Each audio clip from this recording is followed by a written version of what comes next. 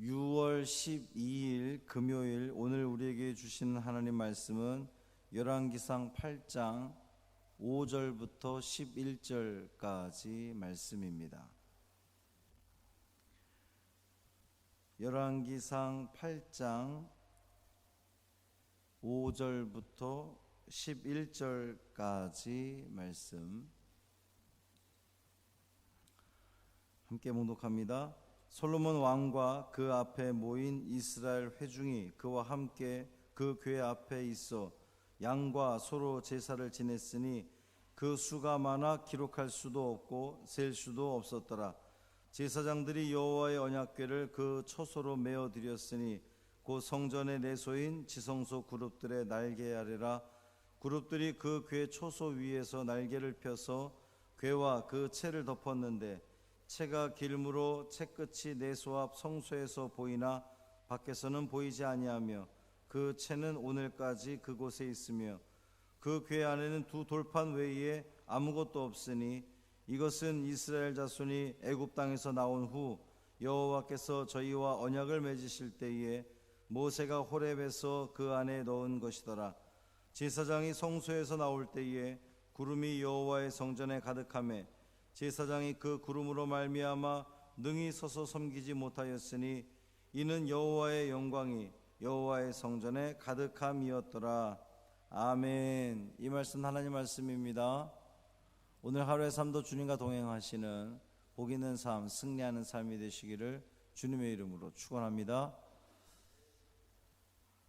솔로몬이 하나님의 성전을 건축하고 또 자기를 위해서 왕궁을 짓고 성전 안에 또 성전 밖에 있는 놋기구들 또 금으로 만든 그 모든 기구들을 다 완성한 뒤에 이제 하나님의 언약궤 여호와의 언약궤를 시온에서 예루살렘으로 메어 올리고자 했지요. 어제 말씀에서는 그 메어 오는 과정에서 솔로몬이 자신들의 신하들을 부린 것이 아니라 백성의 장로들을 초청하고 또 각 지파의 리더들을 초청을 하고 그리고 또 그 자리에는 제사장과 레위인들이 함께 했습니다.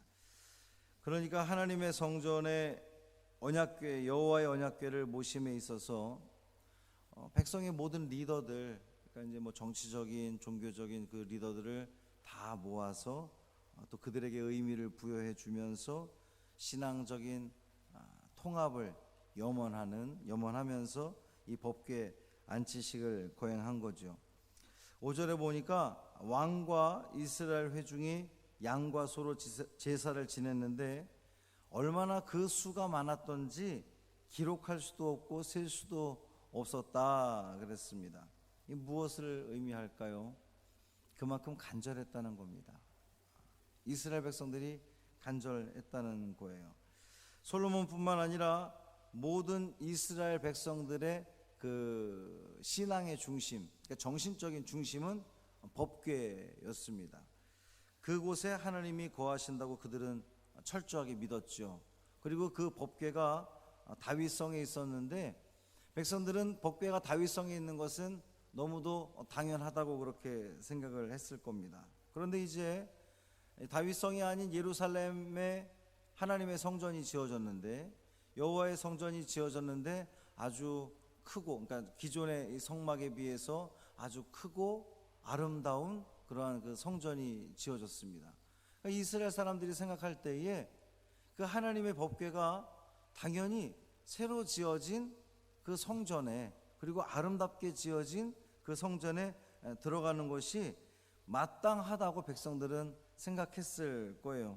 그러니까 이 법궤가 성전에 들어오는 것에 있어서 백성들이 얼마나 기뻐했겠습니까? 그러니까 많은 재물들을 잡아가면서 셀 수 없이 많은 재물들을 잡아가면서 축제를 연 거죠.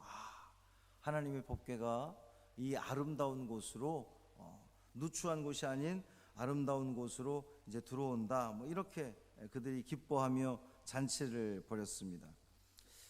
한편 그 9절 말씀 보면 그 궤 안에는 두 돌판 외에 아무것도 없으니 이렇게 이야기하고 있습니다. 여러분, 법궤 안에 뭐가 들었다고 우리 다들 알고 있죠? 십계명 그 두 돌판과 그리고 만나를 담은 항아리, 그 다음에 아론의 쌍난 지팡이, 이렇게 우리는 들어있다고 다들 인식하고 있습니다. 근데 지금 오늘 본문 보면 두 돌판 외에 아무것도 없다 그랬어요. 그러니까 이것 때문에 학자들 사이에 상당히 그 많은 연구와 또 논란이 있어 왔습니다. 뭐 전쟁 중에 이 만나와 아론의 쌍난 지팡이는 잃어버려서 이 두 돌판만 남았다, 뭐 이런 이야기도 있고, 사실 히브리서 그 말씀 보면 거기에 그렇게 언급이 되어 있어요. 법궤 안에는 그 십계명 두 돌판과 이 만나를 담은 항아리와 아론의 쌍난 지팡이가 있었다, 이렇게 되어 있지만 구약 성경에 보면 이 아론의 지팡이는 언약궤 앞에 있는 곳으로 그렇게 표시가 되어 있습니다. 그렇게 내용이 되어 있어요. 그럼 뭐 정말 그러면 이 법궤 안에 이 오늘 본문에서 이야기한 것처럼 그러면 이 만나와 아론의 지팡이는 없었느냐? 사실 그것은 저는 크게 중요하지 않다고 생각을 합니다. 본문에서 중요하게 우리가 여겨야 될 것은 두 십계명 두 돌판 외에 아무것도 없었다라고 하는 것이 중심이에요. 그것이 핵심입니다. 여러분의 마음속에는 무엇이 있습니까?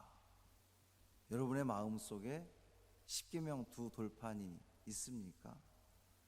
여러분 마음속에 다른 이 십계명 두 돌판이 의미하는 게 뭡니까? 하나님의 말씀이잖아요. 여러분의 하나님 말씀이 있습니까? 여러분 마음속에, 여러분 심령 속에 하나님 말씀 외에 혹시 또 다른 것이 있습니까? 만약에 우리 마음속에 말씀도 있고 또 세상의 가치관, 또 다른 거 뭐 전통 이런 그 여러 가지들로 가득 차 있어서 말씀 가운데만 살아가는 것이 아니라 혹시 다른 것들이 우리 삶에 어떠한 생각하고 결정하는 그 판단 기준에 다른 여러 가지들이 혹시 복합적으로 얽혀 있습니까?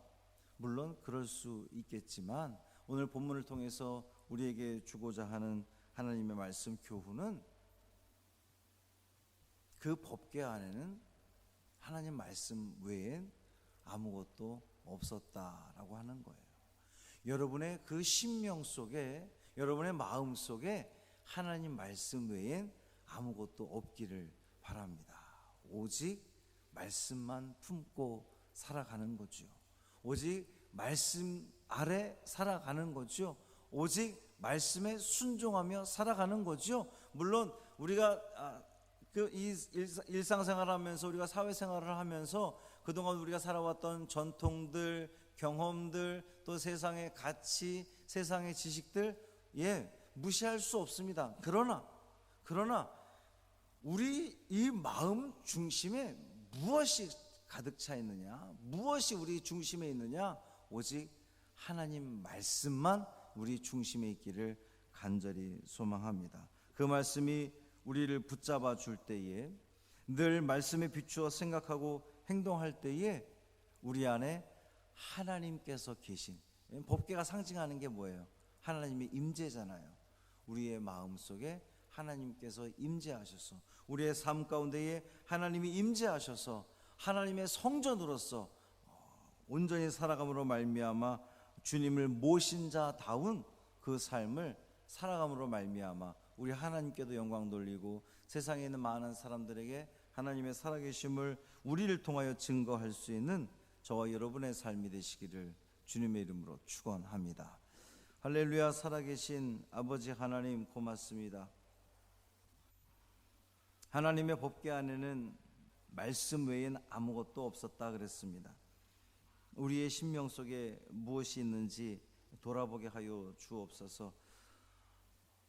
우리는 세상을 살아가면서 어떻게 말씀만 가지고 삽니까? 세상의 지식과 가치와 또 전통도 중요하다고 우리는 늘 말해오고 있습니다. 그러나 주님, 우리 중심에, 이 마음의 중심에 오직 하나님 말씀만 영향력 있는, 영향 끼칠 수 있는 우리 모두 되게 하여 주옵소서. 말씀만이 우리를 인도하고 말씀만이 우리가 삶을 살아가는 우리 삶의 지표로 삼고 안내자로 삼고 우리 삶의 가치 기준으로 삶으로 말미암아 우리가 그 모든 삶을 살아감에 있어서 하나님의 말씀 중심으로 말씀 아래 순종하며 살아갈 수 있는 믿음의 성도들 되게 하여 주옵소서. 금요일입니다. 이 하루도 열심히 살아내게 하시고 또 저녁에 우리가 그 삶에 있는 각자 자리에서 하나님을 찬양하고 기도하는 우리 믿음의 성도들 되게 하여 주옵소서. 여전한 이 코로나19 속에서 우리 믿음이 흔들리지 않기를 간절히 소망합니다. 주님을 향한 우리의 마음 더욱더 뜨거워지게 하시고 또 이웃을 향한 우리의 마음 더욱더 간절해짐으로 말미암아 이 어려움 속에서 우리가 더욱더 하나님과 가까워지고 친밀해지는, 교제하는 우리 믿음의 성도들 되게 하여 주옵소서. 이 하루를 온전히 주님께 맡기기를 원하며 우리 주 예수 그리스도의 이름으로 간절히 축복하며 기도합니다. 아멘.